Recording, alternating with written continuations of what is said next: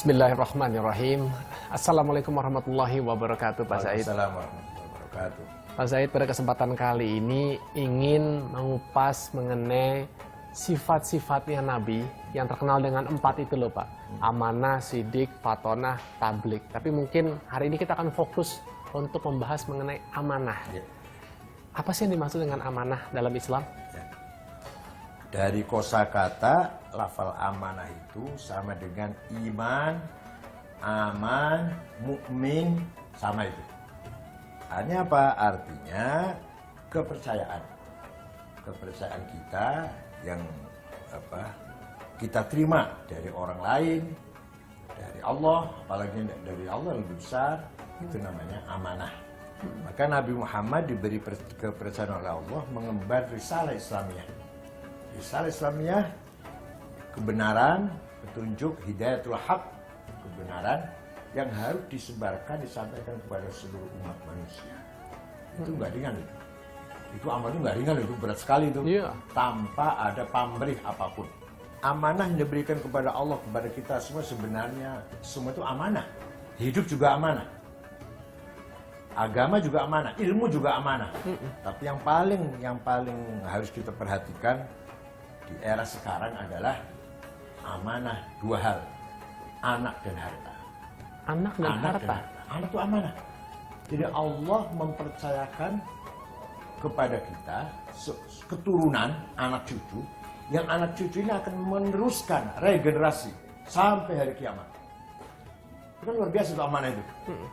Kalau kita diberi anak atau masa dia diberi anak berapa sekarang? Sekarang 2 Pak. Itu kepercayaan yang luar biasa dari Allah.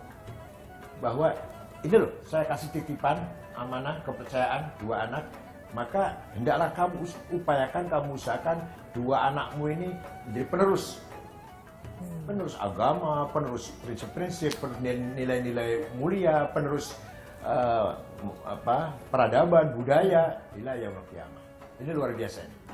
Nah, oleh karena itu barang siapa, ada hadisnya itu, barang siapa mempunyai anak, terutama anak perempuan, kita katakan begitu, dipunya anak 3 perempuan dan dididik dengan baik, kemudian menjadi ibu rumah tangga nantinya dengan orang rumah tangga yang baik, dijamin masuk surga.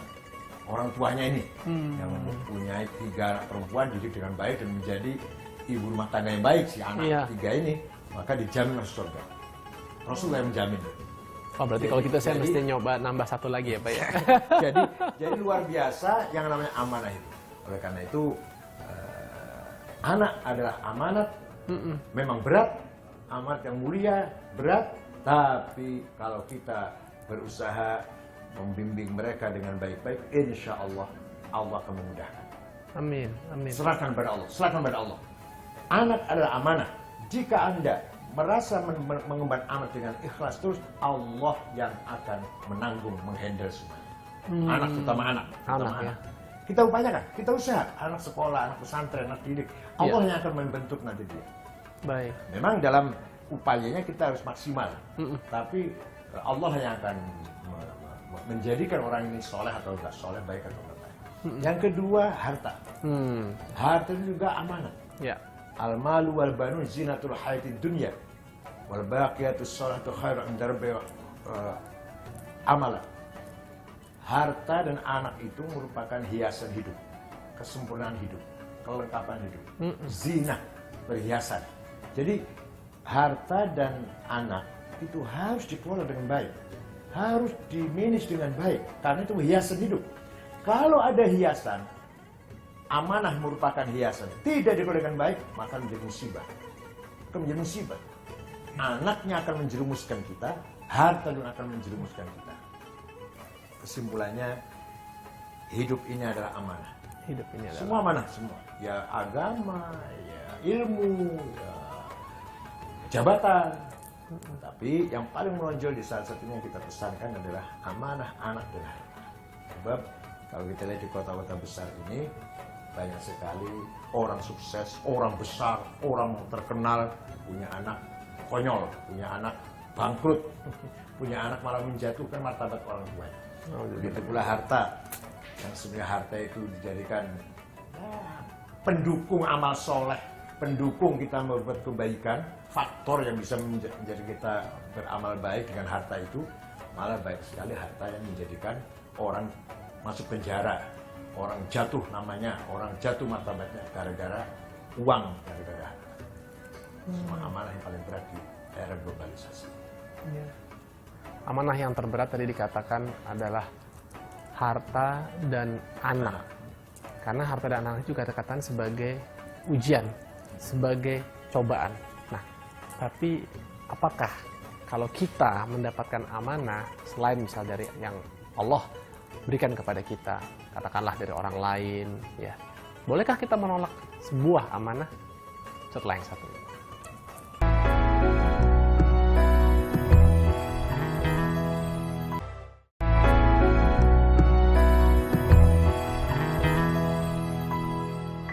Masih dalam risalah dan tentunya masih juga bersama dengan Profesor Dr. Kiai Haji Said Akil Siroj, dan kita sedang membahas mengenai amanah.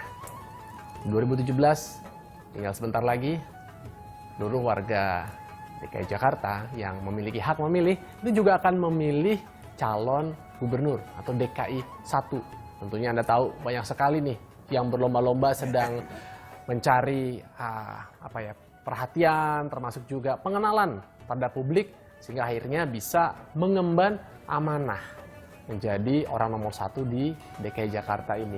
Apakah jabatan itu juga dikatakan sebagai amanah, Pak Said? Allah berfirman dalam Al-Quran, ditekankan sekali nih. Innallaha ya'murukum an tu'addul amanati ila ahliha wa idza hakamtum bainan nasi an tahkumu bil adl. Sesungguhnya Allah telah memerintahkan kepada kamu sekalian agar menjaga, merasa bertanggung jawab ketika Anda mendapatkan amanah. Dijaga dengan baik, dijaga dengan benar. Nah, begitu pula seorang pejabat, seorang gubernur, bupati, wali kota, itu juga mempunyai makom, mempunyai kedudukan. Yang kedudukan itu adalah merupakan kepercayaan dari rakyat. Rakyat percaya pada Anda. Silakan kami pimpin, silakan Anda memimpin kami. Tapi amanat ini tolong dijaga baik-baik. Makanya antu adul amanati ila ahliha, sesuai dengan proporsional profesional. Jadi tidak boleh semuanya sendiri. Makanya dalam sistem demokrasi ada yang namanya apa? Ada yang namanya undang-undang, peraturan, ada visi misi. Itu semua kan merupakan rambu-rambu agar kita berjalan di atas koridornya, aturannya itu. Tidak bisa presiden semuanya sendiri. Benar. Jadi presiden itu ibaratnya masinis kereta api. Nggak bisa jalan seenaknya, tapi harus relnya sudah ada. Beda dengan supir mobil, beda dengan pilot pesawat. Supir mobil malah lebih gampang. Kemana aja mobil bisa dibawa oleh supirnya. Begitu pula pesawat, pilot pesawat barangkali bisa juga masih mengarahkan pesawat ke lain tujuan. Betul. Tapi kalau kereta api nggak bisa kan? Nggak bisa. Nah, itulah makanya seorang pemimpin harus seperti masinis kereta api. Kalau menjalankan amanah sesuai dengan tuntunannya Rasul gimana tuh, Pak? Baik sekali tadi, salah satu orang yang akan bernaung di bawah arsy Allah adalah imamun adil. Pemimpin yang adil. Akan bernaung di bawah arsy-Nya Allah nanti di yauma la dhilla illa arsy. Di saat-saat tidak ada atap kecuali arsy Allah. Imam yang adil. Nomor satu itu, nomor satu. Imam yang adil. Jadi kalau ada pemimpin adil, waduh, pahalanya luar biasa. Nilainya luar biasa. Lebih bernilai daripada kita ahli ibadah 1000 rakaat. Ada orang sholat 1000 rakaat, sholat sunnah mau tahajud 1000 rakaat.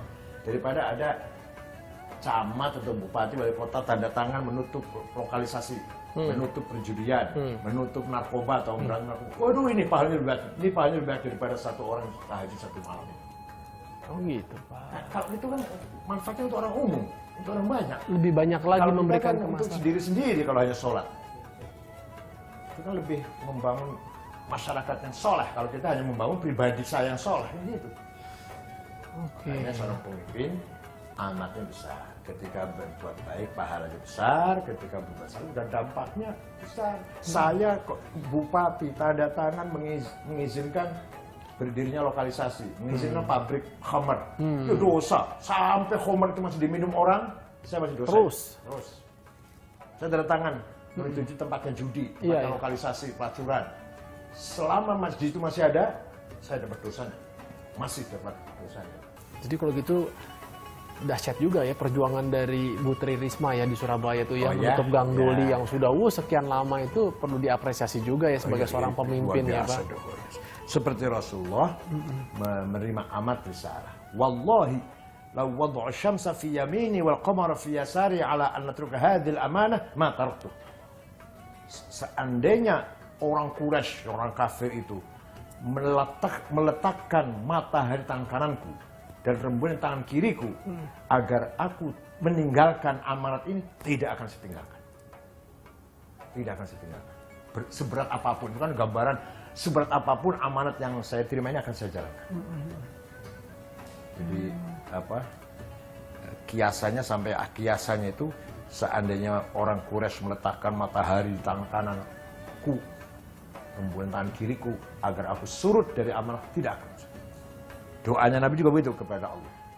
Illam yakun bika ghadabun alayya fala ubali. Asalkan engkau ya Allah tidak marah kepadaku, saya tidak peduli apa yang terjadi. Apapun yang terjadi kepada diri saya, gak akan peduli. Asal bukan marahmu, asal bukan kemarahanmu lah. Inni ashku ilaika du'afa quwwati wa qillata hilati wa hawani 'alan nas anta rabbi wa rabbul mustad'afin. Illam yakun bika ghadabun alayya fala ubali. Ya Allah, memang aku lemah. Memang aku lemah. Aku dihina oleh masyarakat, mendapat hinaan. Tapi satu, asal engkau tidak marah, saya nggak akan peduli apapun. Engkau adalah Tuhanku dan Tuhannya orang-orang yang lemah. Anta rabbi wa rabbul mustad'afin. Itu doanya Nabi Muhammad kalau mengadu kepada Allah seperti itu. Tadi ya kita bisa menyinggung mengenai kepemimpinan. Juga kan ada dikatakan bahwa setiap manusia, setiap hamba Allah itu adalah pemimpin bagi dirinya sendiri. Kullukum ra'in wa kullukum mas'ulun 'an ra'iyatihi. Setiap kamu adalah pemimpin, minimal pemimpin keluarga. Kalau belum keluarga, memimpin dirimu sendiri, mengendalikan hawa nafsu, mengendalikan hal yang benar dan yang antara kebenaran dan kepentingan lah, antara kebenaran dan interest itu harus kita kendalikan dengan benar. Calon pemimpin yang seperti itu, dan menjadi kewajiban apabila kita merasa kita memiliki kapasitas, kita memiliki kemampuan untuk bisa membawa kebaikan kepada lingkungan kita, daerah kita, kota kita, dan negara kita maju.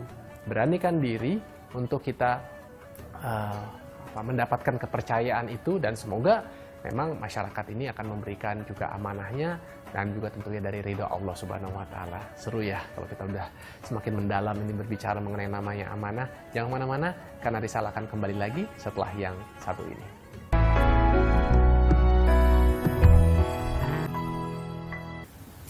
Terima kasih Anda masih setia bersama kami dalam Risalah. Pak Said, satu-satunya contoh suri tauladan kita yang terbaik kan jelaslah ada Rasulullah Shallallahu Alaihi Wasallam.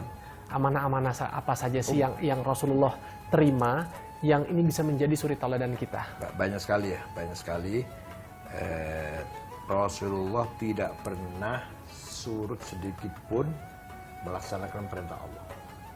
Kalau kata Allah jalankan, jalankan. Kalau kata Allah tidak boleh, beliau akan selalu mengikuti perintahnya atau dan larangannya ya. Oleh karena itu Rasulullah menerima amanah sangat besar ini. Sebenarnya kalau tanpa mukjizat dari Allah, penjagaan dari Allah sebenarnya berat sekali. Barangkali nggak mampu kalau hanya manusia biasa. Betul. Tapi Rasulullah mampu menerima hal ini.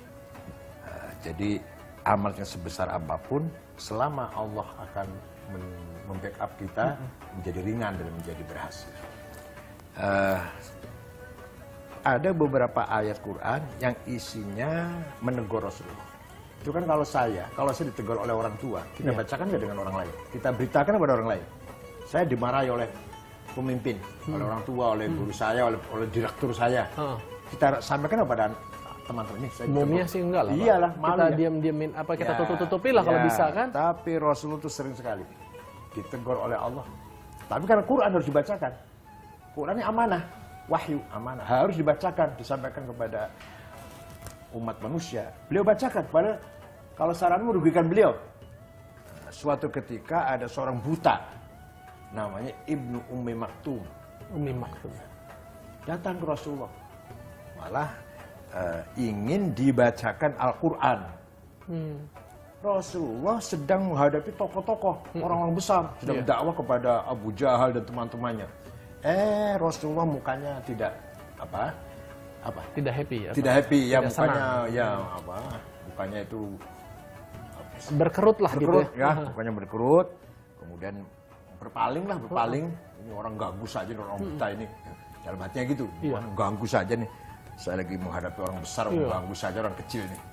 Langsung ditegur oleh Quran. Abasa wa tawalla an ja'ahul a'ma. Muhammad mukanya cemberut, Muhammad mukanya berpaling ketika kedatangan orang buta. Padahal siapa tahu orang buta itulah yang akan mendapatkan hidayah, dan orang yang sedang dihadapi Muhammad itu justru orang yang akan menolak hidayah. Itu ayat teguran, namanya ayatul itab namanya, ayat teguran. Itu apa? Surat Abasa? Surat Abasa. Itu kalau saya nggak saya bacakan tuh, kalau saya. Tapi Rasulullah disampaikan kepada umatnya nih. Sampai sekarang kita baca semuanya coba.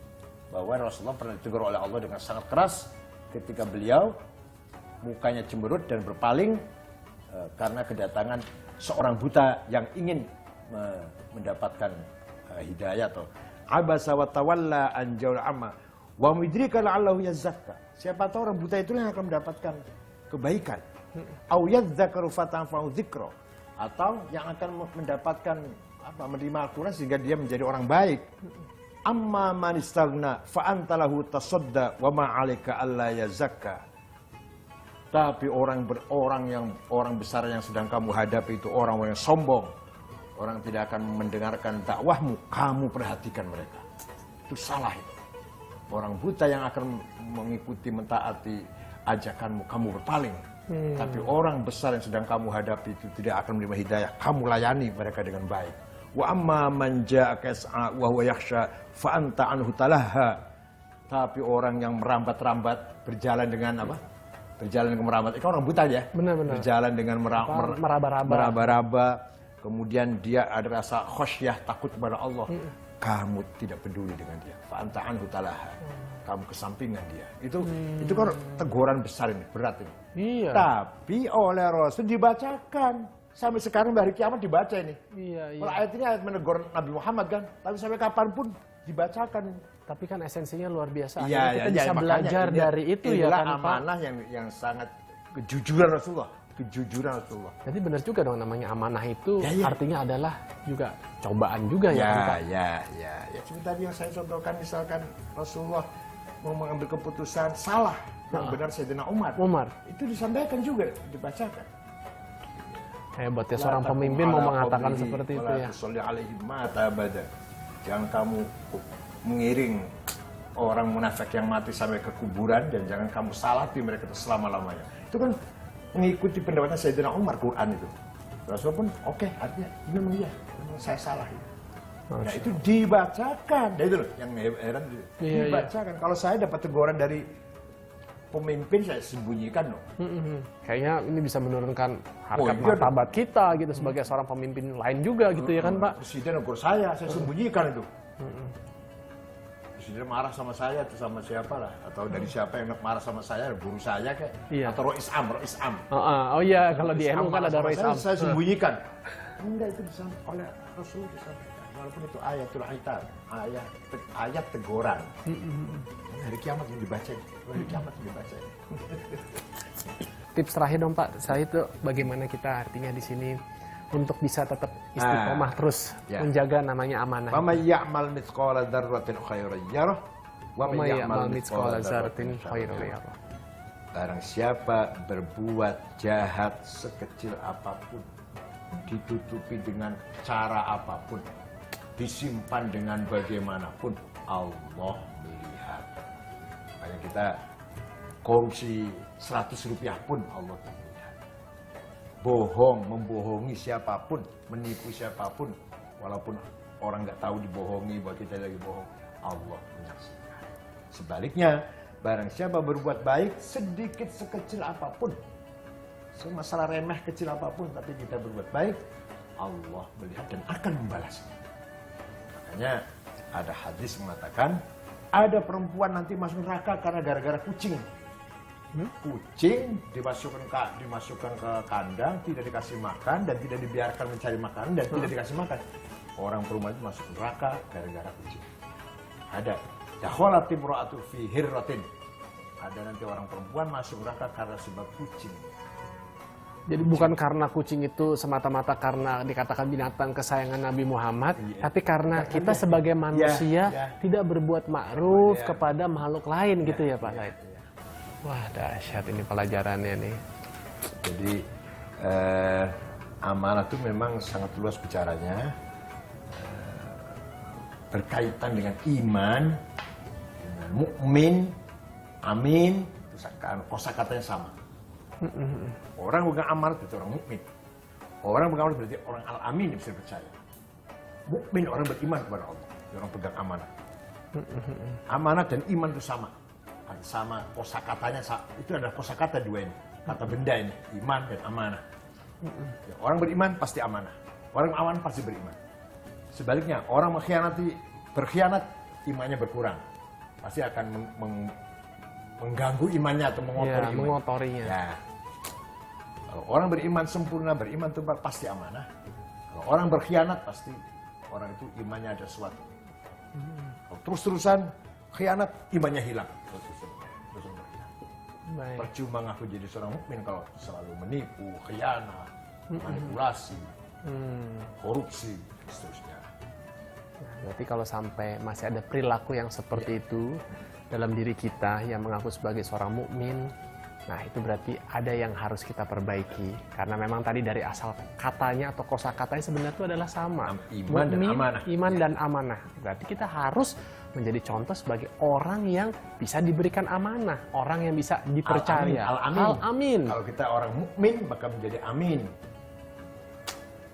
Dan contoh memang yang paling luar biasa menjadi suri teladan kita tidak lain tidak bukan hanyalah Rasulullah SAW. Nabi yang setiap diberikan amanah tidak pernah ditolak, selalu dijalankan tanpa ada keraguan pun. Rasulullah pernah katakanlah mungkin mendapatkan teguran, Rasulullah itu justru malah menyebarluaskannya kepada seluruh malaikat supaya bisa belajar dari apa yang pernah dilakukannya, supaya artinya kita nih sebagai umat-umat berikutnya ini tidak mengulangi lagi kekurangan atau kesalahan-kesalahan yang mungkin pernah atau kelalaian pernah dilakukan. Luar biasa sekali dan semoga ini selalu menjadi pembelajaran buat kita. Pak Said, terima kasih, selalu senang Pak mendapatkan ilmu setiap kali ngobrol-ngobrol dengan Pak Said. Semoga Pak Said selalu mendapatkan kesehatan, dapat lindungan dari Allah Subhanahu wa taala. Nanti kapan-kapan kita ngobrol lagi ya Pak Said ya. Sayang sekali ini karena agenda Bapak juga seperti yang sangat padat. Saya juga harus pindah lagi ke agenda lainnya.